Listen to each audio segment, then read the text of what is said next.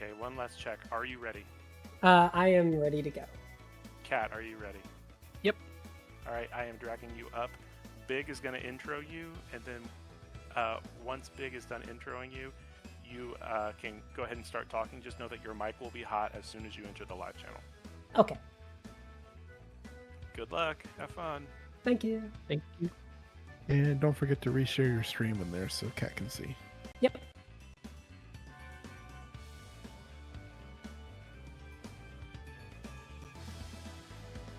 All right, it looks like everyone is ready. So without further ado, we're gonna take it over to Chaimyyyy, who's running Spyro the Dragon today. Take it away, Chaimyyyy. Alrighty. Hello, everybody. My name's Chaimyyyy. I'm here with Toasted Cat, who's Hello. gonna help commentate for me.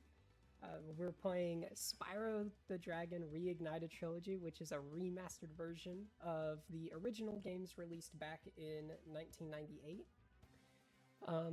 And it's just a fun, classic PlayStation Collectathon 3D platformer type game. Really fun game. A lot of fun movement, a lot of little tricks. So we're gonna get a run started, and we're gonna shatter this estimate, It's dumsies. I'm so ready. Alright. Time will start in 3, 2, 1. Good luck, have fun. Thank you, Goodbye. thank you. Alrighty, so today we're doing a category called any percent NBS. It's just like a normal any percent, but obviously NBS is an acronym for what we call no balloonist skip. There's this one skip called balloonist skip in the second homeworld of the game, which you can get to within like about 5 minutes. Less. And yeah, you can basically beat the game in like 5 minutes or less with this trick called balloonist skip. You essentially, the devs left a dev portal out of bounds at the back of the second homeworld, and there's a couple different ways we can get to it, but if we get to it, we can actually just teleport to the last homeworld of the game and go into the last level, and that's it. But this is NBS. We're not doing any of that. This is just basically our regular old any percent. So we're just gonna collect what we need to get through the game to win and defeat Ganasty Ganort. Yeah. So at the end of every homeworld, there's a balloonist who'll take you to the next homeworld, and there's a requirement he'll give you where you have to collect a certain amount of things. So this run is just getting, as many of the things as you need to get to the next homeworld, and then that's it, basically. That's all you want. So the first balloonist requirement here for this to go to the next homeworld is going to be 10 dragons. So Chaimyyyy's going to be getting 10 dragons in these, only going into 2 levels actually in this first homeworld. You'll see like pretty much every level in every other homeworld for the most part, but the farther you get in the run, the higher value the gems tend to be. So we tend to prioritize going into levels later and getting a lot more gems because that's like the biggest collectible, the most important one that we need. So by the second to last homeworld, we need a total of 6,000 gems, which is the big one. We also need to get 50 dragons to get into that last homeworld, but we'll get those throughout. The 6,000 gems is a bit more tricky because we have to have gem counts to try and stay ahead of what a bad gem count would be, because if we're on a really bad gem count going into that last homeworld, we're going to have to pick up a bunch of extra gems, and it's going to slow us down a bunch. So right here, already starting off with our first trick of the game, or I guess second trick of the game. Forgot to point out Nestor Skip, I'll talk about that in a second, but this is what we like to call Fairy Proxy. For some reason, this dragon and this dragon alone, we are able to touch the dragon. Every dragon plays a little cutscene, and we just skip right through it. but this dragon actually has a little bit of a hitbox on its tail, which for some reason affects the fairy hitbox as well when the fairy comes at the top of the dragon to give you like a little checkpoint.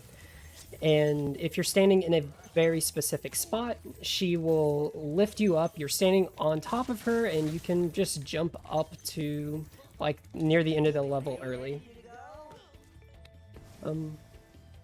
And the trick that we did at the very start of the run, which I forgot to point out because it's so natural to me, it's a Nestor skip. Nestor has this really long cutscene. He's the first dragon in the game. In the original game, you know, they didn't really have a way to skip him until somewhat recently, within like the last year or so. But in this game, if we just jump as we touch him, we can just skip his cutscene. Normally, you're not supposed to be able to skip the cutscene.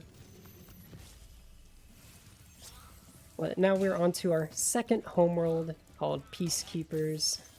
This homeworld's got a couple little things. We're going to be visiting a lot more levels.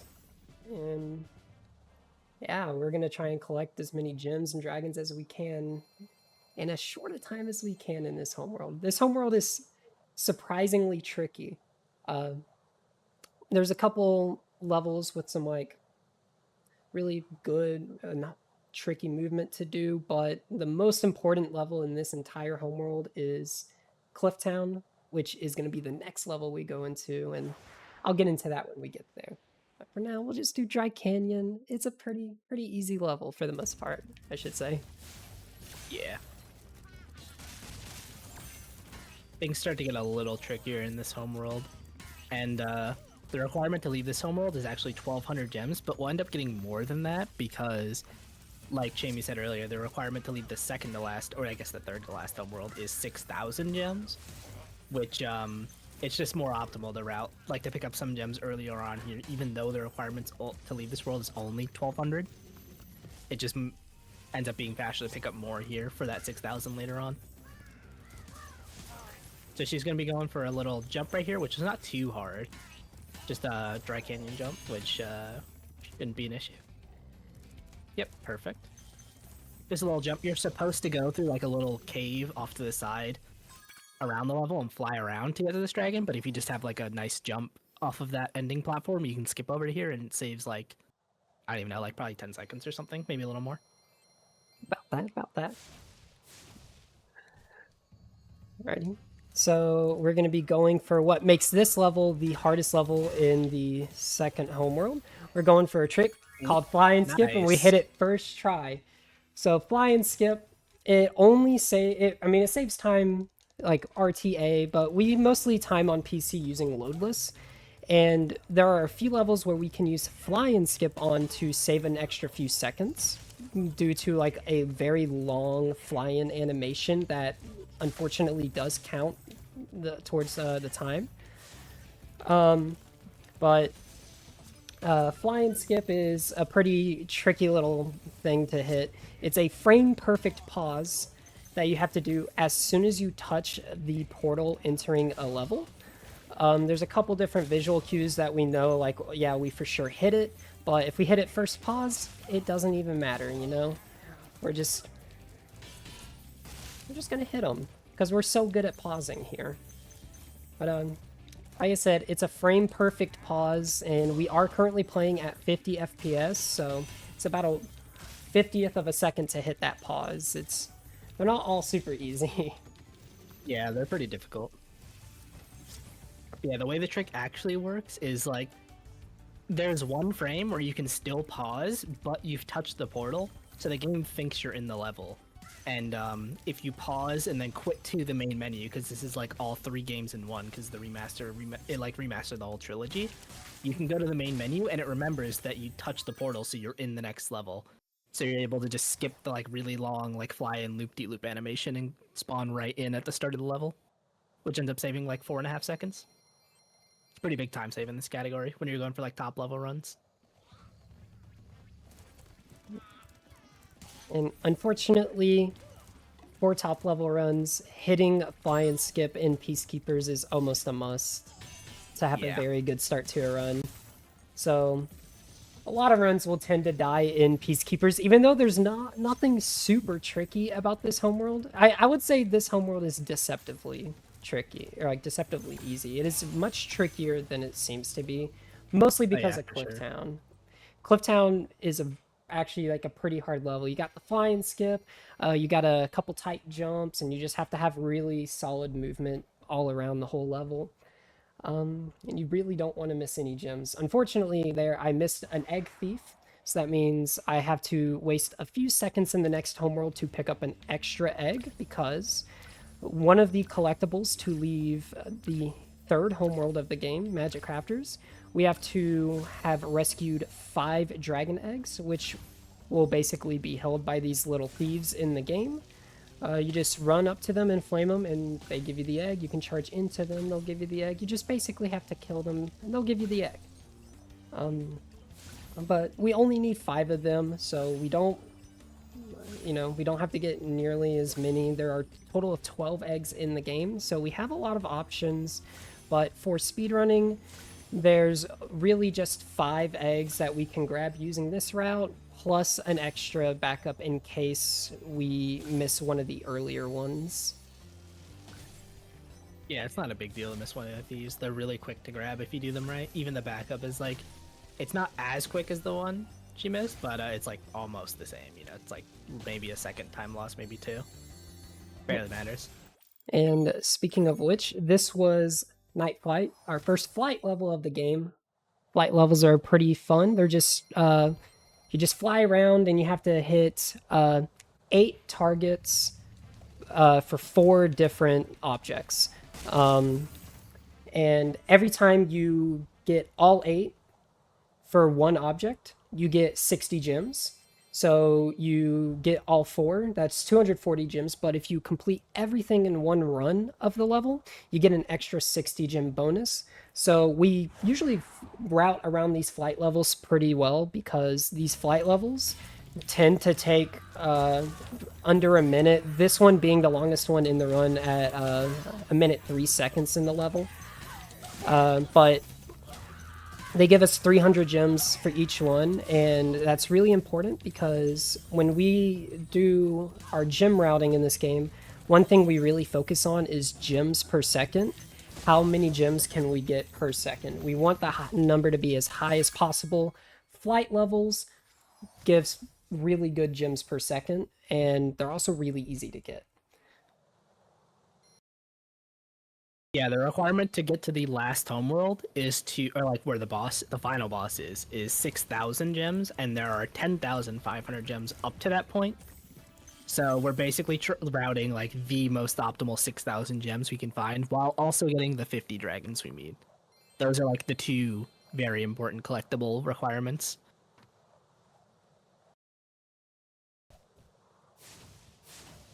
And with the gem counts, for most of the gym routes, our perfect count of course, we want to end up at exactly 6,000, leaving the last homeworld.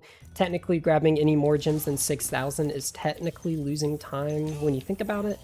But realistically, if we grab every gem in this gym route, we're going to end up with like 6,045-ish or something like that. So essentially, we're not grabbing every gem in the gym route. There will be gems we miss, and a lot of it is because of just hard movement, so it's trickier to grab some gems, and it's very easy to miss others. Like that. I just that one wasn't very easy to miss, but I missed it. But that's why we route in a lot of extra gems for our routes, and these gems are still the fastest gems. Grabbing these 6,045-ish gems that we plan to grab doesn't waste time in reality. There are some gems we can route out to save a couple extra seconds if we wanted, but we also like to have as many gems at our disposal because you'll never get a run with perfect gem count. It's pretty hard. It's very easy to miss gems due to bad movement or a silly little mistake. Yeah, no matter how good you are, you're going to miss gems here and there occasionally, so we kind of plan for that. You know. Although Chaimyyy's doing pretty good on a gem count right now. Gem count's looking not too bad. Haven't missed anything too bad so far. I think it's only been the 1-5 gem I've missed. Yeah, I'll be honest, I don't remember gem counts with anymore. It's been a while. Seems good to me though. Yeah, it should be good. It's fine.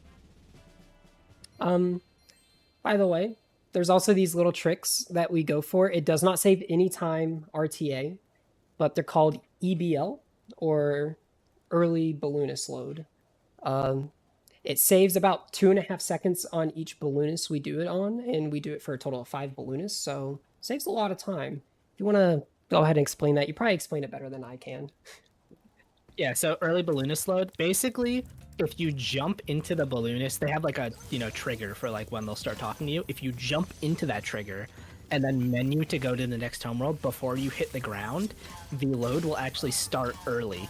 And because we use a loadless timer for this game, it'll actually pause the loadless timer because the load is starting.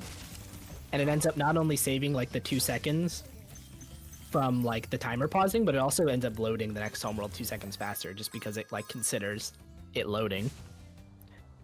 So like it's like not super hard trick, and it doesn't save that much time, but when you, like Jamie said, when you add it up over all 5 of the balloonists you do in this run, you save a good 10 seconds if you hit them all, which is pretty big in this category.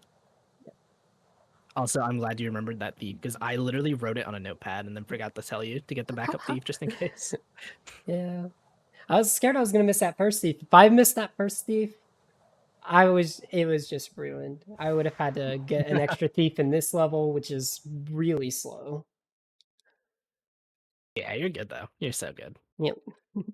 Also, it saw me doing pausing, trying to enter the level. We were trying to go and hit another flying skip. Unfortunately, we didn't get it. You won't always get them. Pretty hard to get, like I said. Depending on your frame rate, it can be harder or easier. Unfortunately, I'm running on 50 FPS, so they're pretty dang hard to get. But I forgot what I was saying. I'm not gonna lie. You're talking about flying skips. Yeah, they're frame perfect no matter what frame rate you're running at. In this game, you're required to run between 30 and 60 for like leaderboard reasons, but either 30 or 50 is pretty optimal. So Chaimyyy's running at 50, so it's a 1 in 50 second pause to like get a frame perfect pause. And right here, she's gonna be going for the first keyboard mouse supercharge of the run. So if you're watching it right now, there's like these supercharge ramps that are in a couple of levels, and you go like really fast when you start using them. She is using her mouse to actually steer right now because you can steer Spyro faster while doing that, and it makes a lot of these routes like actually even possible. They're not as possible. They're like not even possible with controller only some of the time. Yeah, she's gonna go through and yeah, they're all through the cave. Yeah, perfect. I'd turn around for that 10 chest, but otherwise it's pretty perfect. Missed the 10 There's gem a- too, but it's whatever. We'll be It's fine. whatever. Yeah. But yeah, you can turn so much faster with your mouse, like steering, than you can with your analog on controller. And she's gonna do it again right here in the homeworld. Not as long, like not as much collection, but right here, gonna get some extra gems and then be able to turn right around and go to Alpine. There's a couple more levels where we'll see that, and it's like some of the highlights of the run, in my opinion, being able to like doing these supercharges. They're really, always really fun to show off. I think that's the highlight of Spyro 1 in SRT in general, is the supercharging, because in 120 they're even more fun to look at. They're also the trickiest part of the run. Almost every level with a supercharge, even if the supercharge is easy, is infinitely harder than every other level, I would say. Besides a couple, depending on the category you play.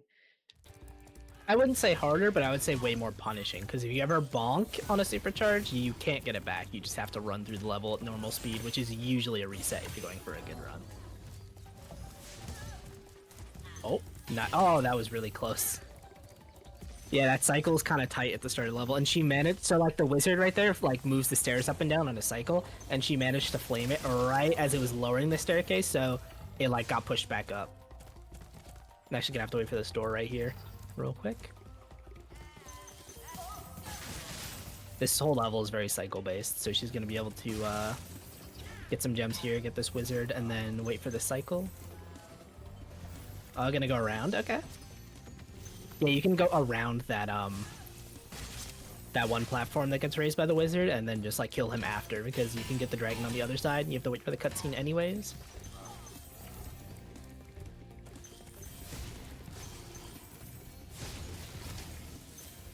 Oh. Went a little late. Oh well. Oh! Yeah, normally for those firework crates you see, if you charge straight into them, you take a hit, but you also have all the gems home in automatically, like Sparks will just get them for you.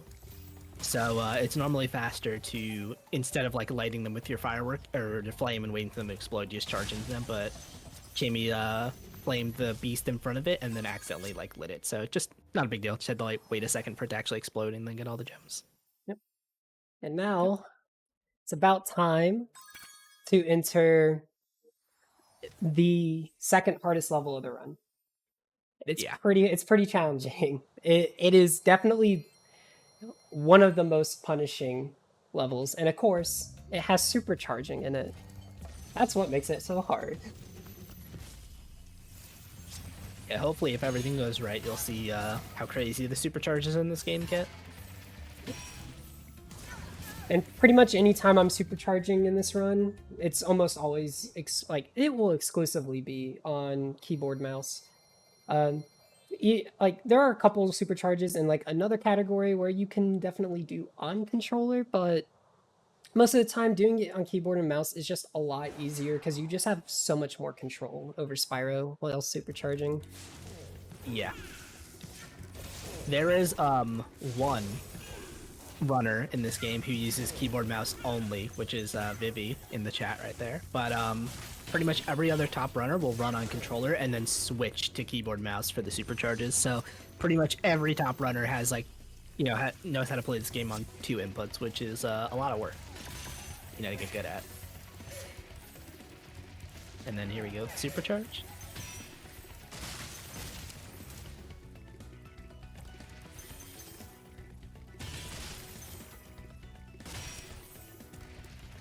Very good so far, getting all the gems you want.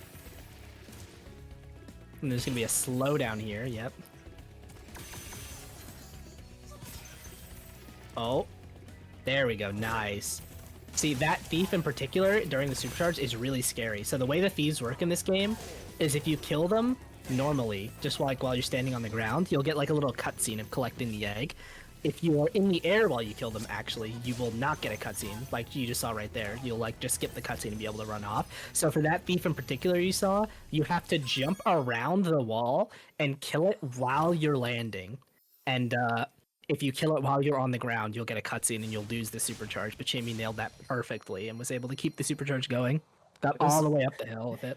That was pretty close to not landing at all, too. That's the thing, though, is these supercharges are so hard. The difference between nailing it perfectly and messing it all up is, like, very, you know, tight. Also, a neat little thing about SRT, spring chest.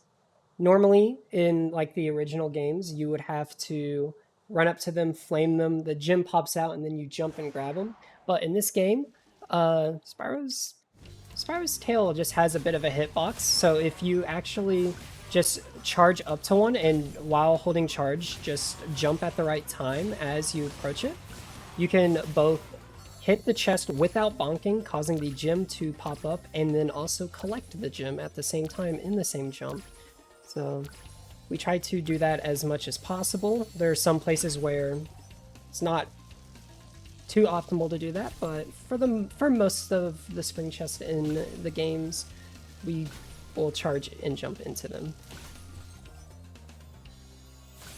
Yep.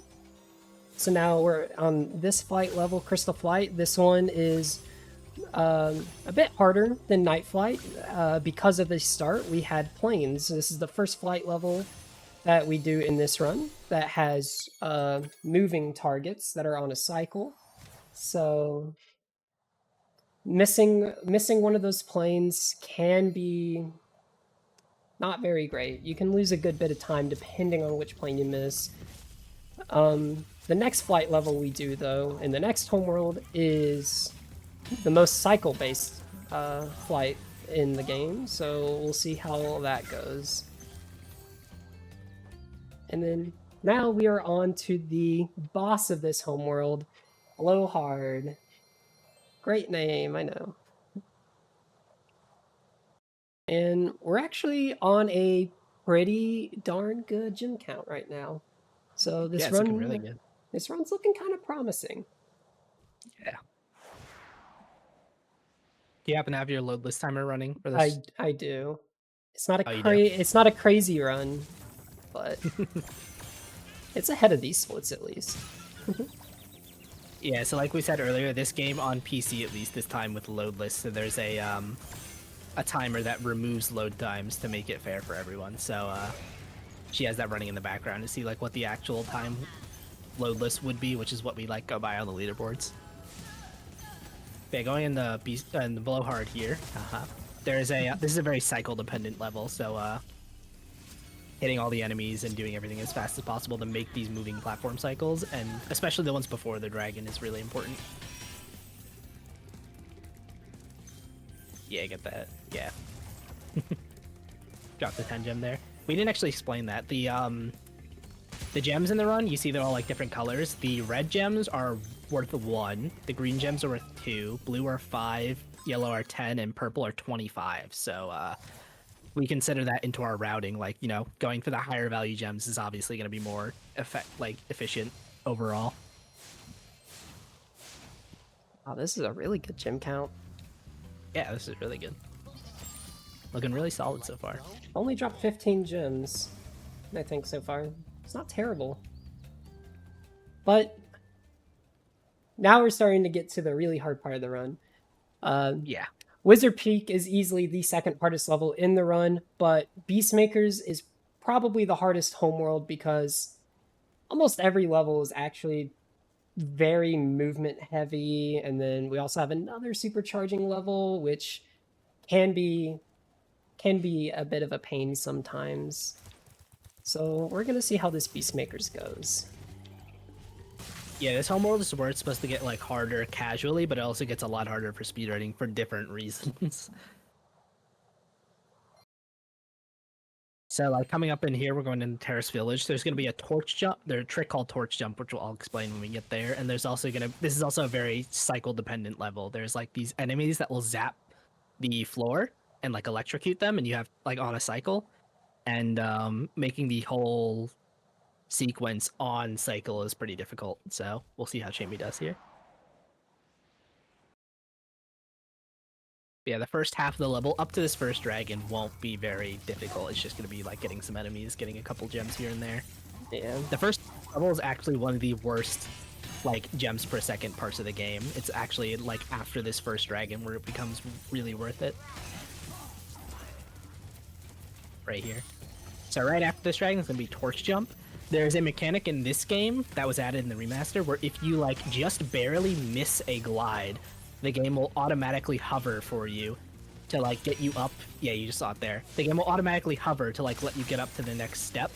And if you stand on the right spot and glide at the right time into that torch, you can actually stand on top of it, which lets you jump up to that upper section with more gems, which saves about 5 to 6 seconds over going like. There's actually like another unintended way we used to do, but that saves 6 seconds over the other unintended way. Went slightly So, yeah. early on that floor. Yeah, you were too fast. One zap's not bad though. Oh. Sorry, I just really liked looking at those gems before I really wanted to see them. Yeah. The blue gems are pretty. So pretty. Ready? And Yeah. we never forget Bruno here. Ever. Never forget Bruno. There's a little meme in the game, in this community, where you always forget Bruno. This dragon is just so forgettable, and the reason why is because whenever you enter Terrace, you enter in from the back, and when you come out, you're facing back into the portal, and you want to go to Wildflight because that's the next level, so you want to go out to your left, but Bruno is just a dragon right there off your screen, And for new runners, and sometimes even top runners, when they're de-rusting, like, if they forget a dragon, the first place everyone always looks is Bruno, because it's the easiest dragon to forget in this run, for just no reason. Yeah. Especially because if you're running the max percent category of this game, you get that dragon before you go into Terrace, so it's really easy when you're coming back to this category to forget that you get him after and just run away. So now we're in Wild Flight. This one is the hardest flight level in the run. This is pretty much all cycles. There's a couple different ways you can go at this level, depending on like your skill level at the game. If you're a bit newer to the game, there's a lot easier things you can do. It's a bit slower, but it only costs you like about 2 to 3 seconds, which really isn't that much. But the top runners, the route we do here, it's still not even that hard, but one mistake can throw off the whole cycle for the whole level. Because we have cycles on the boats and planes. Yeah, you're going backwards against the planes and the boats to like get things as fast as possible. So if you mess up a little bit, you're gonna be off cycle and it's gonna mess everything up. But chaimyyyy did that perfectly. 45.9 is a pretty good time for a run. Anything below a 46 in a run is really good. Yeah. Anything in the 46 range is also just good. So we shattered it. And then right after this dragon, chaimyyyy's gonna be going for the second flying skip of the run. This one's the most important to hit. Yeah, so this one, one of the side effects of hitting fly and skip is that you actually get your sparks all the way back. So we didn't actually explain that. Sparks, the little dragonfly following Spyro, is actually an indicator of your health. So if the dragonfly is yellow, that's full health. Blue means you've taken a hit. Green means you've taken 2 hits. And then after that, he disappears. And if you get hit again, you're gone, or you die. So, if you hit that fly and skip, it resets your health, which is really helpful for this level because you take a hit right at the start, and you this is like the most dangerous level for taking hits because all the enemies suck. The enemies are very aggressive in this level. They will run at you to hit you. Yeah, so chaimyyyy just took the hit in the water there to get to the end of the level early, and is going to be doing a lot of this backwards. But she's also on green sparks, which means 1 hit, and she's going to be sparksless, which he also picks up gems for you. So if she gets a hit here, she's going to have to like actually touch all the gems herself, not just run past them. But so far, she's doing really good. This next little section with all the frogs that we're about to get into, that is the easiest place to take a hit. The frogs can be very annoying. Yeah, for sure. Anytime. They're just the most annoying enemies in the game, unfortunately. Mm-hmm. We're going to pick up a few extra gems here. We don't necessarily need them, but we're just going to play it a little safe because next level and level coming up pretty soon, it's actually really easy to drop some gems in there. So we're going to just play it a bit safe and grab the few extra gems, waste a couple extra seconds, just to really ensure that we have a good gem count going into the second to last homeworld. Yeah. The supercharge we do in the second to last homeworld is absurd. Even at like the top level, like the best runners at it, get a good like split for that specific segment, like maybe 1 in 3 or 1 in 4 at best. It's extremely hard. So, and the worst part about that level is it's not even just the supercharge that makes it hard. No. We'll get into that when we get there. Yeah. Yeah, we got a couple levels before that though. So now we're going into Treetops. For a while, Treetops was actually the hardest level in the run because the route we used to use, at this point, we don't do any more supercharging after this level, and the supercharges we did going like into the levels before this really weren't too hard. This level used to be the run killer. It is still a run killer, but it is a surprisingly consistent level once you practice it. Yes. So we're gonna hope. During practice, I had a very funny thing happen that caused me to basically lose a run to like a PB pace. Just, this game can be really silly. You know how to avoid that now, right? Yeah. Okay. I didn't think I was so far ahead when I was there, though. That was the problem. Alright, Yeah, so there's like 3 separate supercharges here. So this is the first one, which is pretty easy.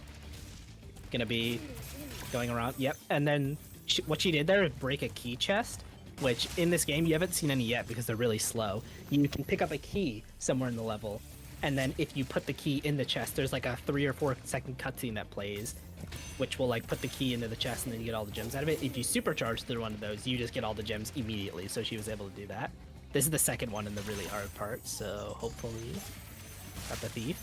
Nice. Okay. Ah, Really nice. Okay. like a Missed little this one early, just but in. we're fine. Yeah. This is So a you were perfectly able to- acceptable run. Oh yeah, for sure. That's barely a time loss at all. Like you saw, those fam chests are a little like slow because you have to flame them 3 times before they'll break. But if you supercharge through them, they just break immediately. So if you keep the supercharge going through that tunnel all the way on the top platform and then drop down, you can break all of them without having to wait because they're all really high value gems. But like just having to flame those 2 at the end was not bad at all. That was really good. That was a really nice treetops. That went really well. Wasn't the absolute best, but for any top level runner, that's a perfectly acceptable treetops. You know? Yep. So yeah, now we're going into Metalhead, otherwise known as Jink, man. This level is just the most broken level in this whole, in all of SRT1. Because there are some more broken levels in 2 and 3, but for SRT1, this is by far the most broken level. Just a lot of funny things can happen. Some of them will kill your run, depending on the category you're playing. If you're playing the completionist category, you can sometimes just have gems fall through the floor, and you just can't get them. It kills the run. There is a way to avoid it, but yeah, it can happen if you don't know It can how. happen. Sometimes, as well, Metalhead, the boss of the level, he can just do some silly things. It can sometimes cause you to take a hit. It's not that big a deal if you're not Sparksless. It's a silly level.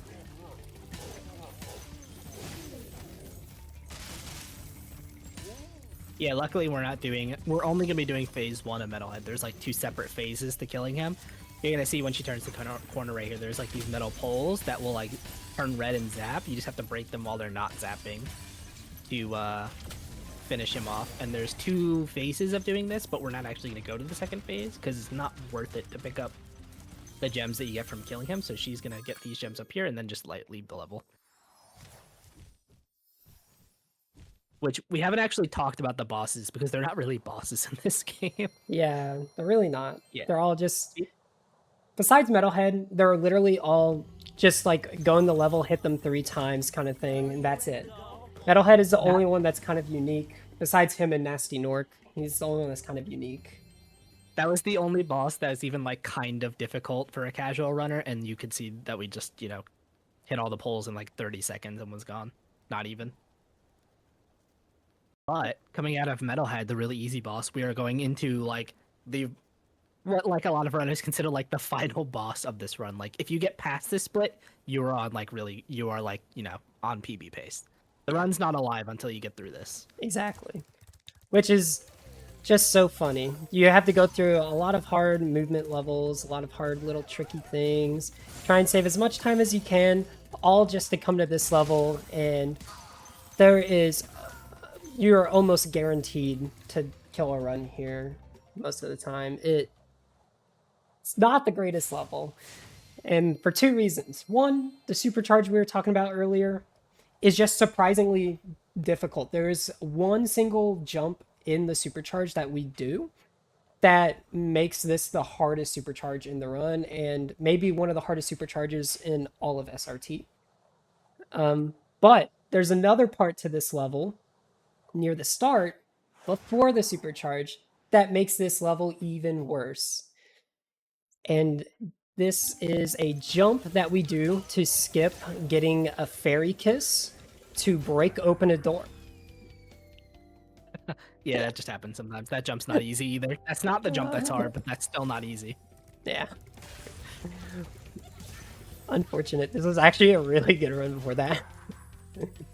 Alright, so now we're going into the jump. If you want to explain it a bit, I gotta focus up for a minute.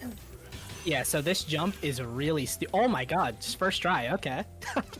So that jump you saw there is so much harder than it looks because you actually can't make that jump.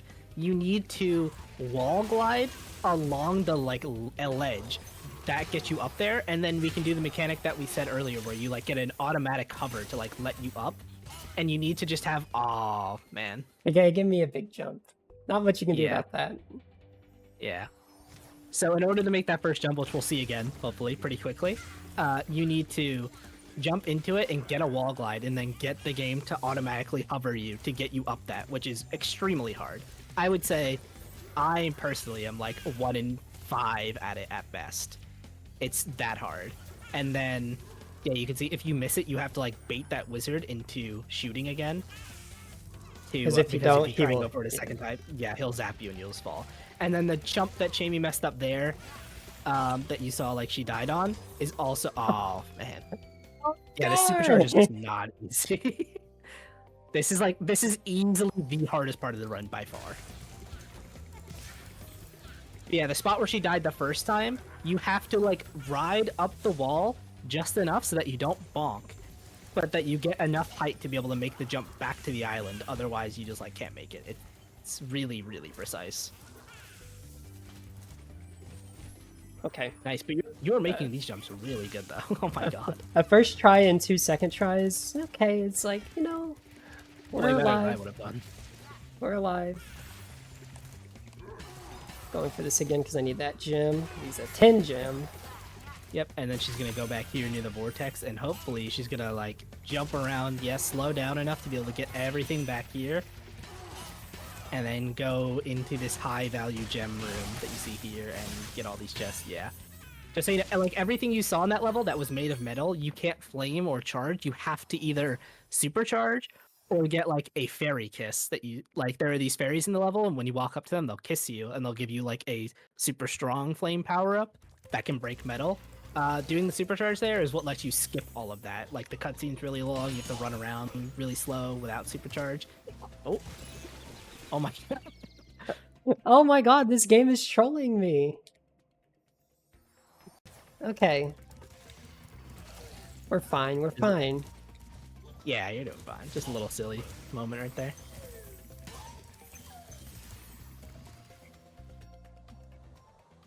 Now, so there's been a few iterations of the route for this category that we're running right now. I think it was like 2 years ago now.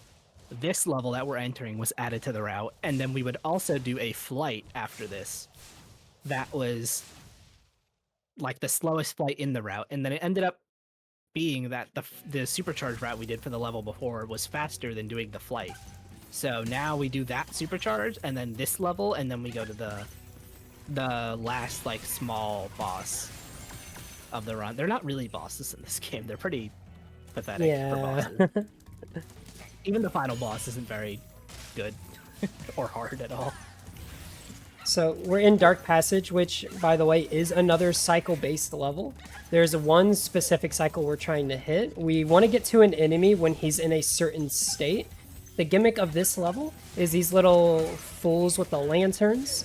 Whenever their light is off, these enemies will be big, but whenever they turn their lights on, they get small.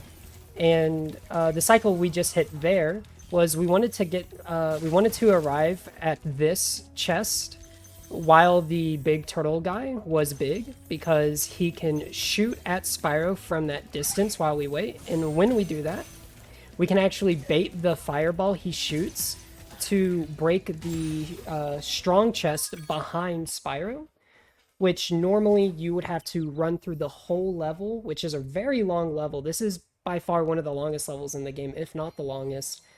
Yeah. But then you have to flame a firework all the way at the end of the level, which then breaks that strong chest. But we can skip everything by simply just using the turtle to break it. Yeah, you get an easy, like, I think it's like 50 gems, 55 gems from that chest, and you don't have to, like she said, go all the way through the level, flame the firework. You can just, like, have the turtle break it. It's like the one trick. If that trick wasn't found, that level wouldn't be worth it. A little low on gems. You still have enough. Before... I need 66. I need to grab a few extra gems. Yeah, so this level, Jacques, is the final, like, level boss. Where, like we said, the bosses in this game are pathetic, but, like, this is the last level that has a boss in it before the very, like, final boss. So this is kind of like the gem makeup level. We need 6,000 gems for the balloonist right after this level. So any gems you're, like, missing out on, or, like, you know, anything you need to get to 6,000, you're gonna make up here, which Jamie is doing right now. This level's really good for making up a lot of gems because it's a pretty fast level, and most of the gym, like the normal gym route, you know, you can get about 350 gems in this level, and the whole split itself from leaving the last level and running all the way over and then finishing this level, on average is about a minute 15 seconds. This one's gonna be a bit slower because we needed a lot of extra gems, but this level has a whole bunch of high value gems that we want to take advantage of. Yeah. So sure. we want to route the game, we want to route our gems to get 6,000, but more importantly, we want to route our gems to have a really good gem count entering Jacques, because the better our gem count is, the more gems we can actually skip in Jacques, because there are some gems that aren't the absolute best in Jacques, and you can save a couple seconds by missing out on, but there's a lot of high value gems, so realistically we're going to need that. But here we're at 5985. We need 6,000, but here are 3 blues, which give us 15 to give us exactly 6,000 gems to get to the last homeworld. Yep. So literally perfectly on gem count. And If now you have going... Oh, sorry. Yeah. Nice. If you have 5,999 even, this balloonist won't let you go. So 6,000 is literally perfect. Yep. And then, did you want me to explain codeless going in here? You can explain codeless, but I need a quick second. All right, I'm gonna let her be quiet, or I'm gonna be quiet to let her do this, and then I'll explain it afterwards. You'll see. Yeah, there's a little audio cue I need to listen for to hit this trick. Hi, Spyro. Beetle it.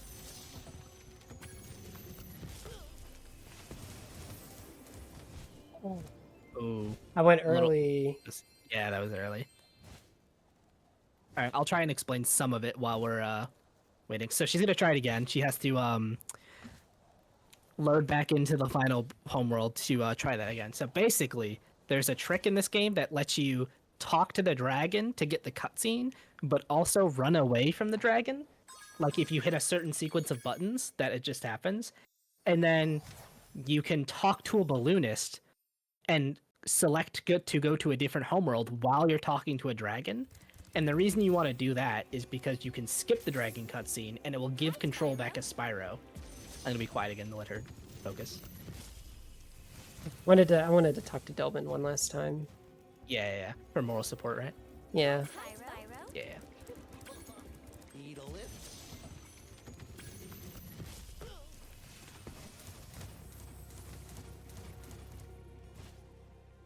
Good.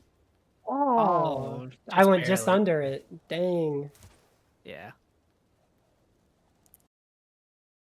So like I was saying, you can skip the dragon cutscene, and that gives you control of Spyro while you're on like the balloon loading into another homeworld. And if you do it right, it unloads the like dragon heads that block you from going to the levels, but the portals are still loaded in. So you can fly into the portal while everything else is unloaded and get to the final boss. Because normally how this level works is you need to do the 2 levels before the final boss to unlock it, but if you do this trick, you can get to it early. It saves about a minute or so. That looks a lot better. That should be it. There we go. Okay. So This trick is definitely not easy, so Yeah. third try is not too bad. it can be pretty consistent, but you have to be pretty precise with some things. So the smallest mistake kills the attempt. Yeah, it's one of those tricks that are like, you know, not too hard, but any small slight error is, you know, you're not hitting it, so. Now we're going to see a bunch of janky stuff then- because the game is trying to load us into a homeworld while at the same time loading us into a level. Yeah. So you we're didn't just- want to show a flat Spyro. I should have. So if Spyro gets flat there, we're just in a skybox. But if we just quit game continue, all of a sudden it fixes the level and we can play the last level. Yeah, because you're loading into a homeworld to like make that trick work, it gets the game really confused, and you have to quit the game and continue, and it'll like put you back in the level as if you just loaded into it. Now Chaimy's gonna get these 2 key thieves real quick, and then that unlocks this door that lets her chase Nasty Nork, and then this is the final boss, which is not that much tougher than the last of the bosses we've seen this run. They didn't really have bosses figured out in 1998, you know, when Not the really. platformer genre was being made. So she's just gonna chase this boss. This chase is really hard in the max percent category. We have to get all the gems on the track, but in NBS right now, this is really easy. You just chase him down, flame him once, and then he's gonna run into the lava room. And then then time's time- going to be coming up here in a few seconds on last hit. Yeah, I got about like 10-15 seconds. Just gotta chase him through this lava room on all the platforms. And as soon as she flames him, it'll be time. About 3, Yeah. 2, 1. Time. GG. GG run. champ, GG champ. GG's. That was such a fun run. So that's the game, everybody. Look at this. And then Spyro gives us a cool little cutscene. Such a cute game. Everyone should come play this game. I love this game. Really love this game. I guess before we head out, give a couple little shout outs to Toasted Cat, who's on commentary with me. He's actually the co-world record holder for this category. Currently doing a lot of runs for his GDQ run in January. We got Lil Narwhal in chat. I believe he has the record for the console version of this game, which does play a bit differently in a lot of different ways, and timing's different. But Narwhal's also like one of the best console runners of this game. And yeah, we also got like Bored Banana. We got a bunch of little people here. Yay! Ready? Kat, where can we find you? You can find me at twitch.tv just /toastedcat. You can see me in chat, toast K-A-T, cat. Awesome. And Chaimy, where can we find you? Twitch.tv/chaimyyyy with 4 Ys. Thank you so much. That was such a fun run of Spyro. We're going to take a quick little break while we get set up for our next run. And when we come back, we will have more with the Masked Mango and Refresh. So stay tuned, everybody.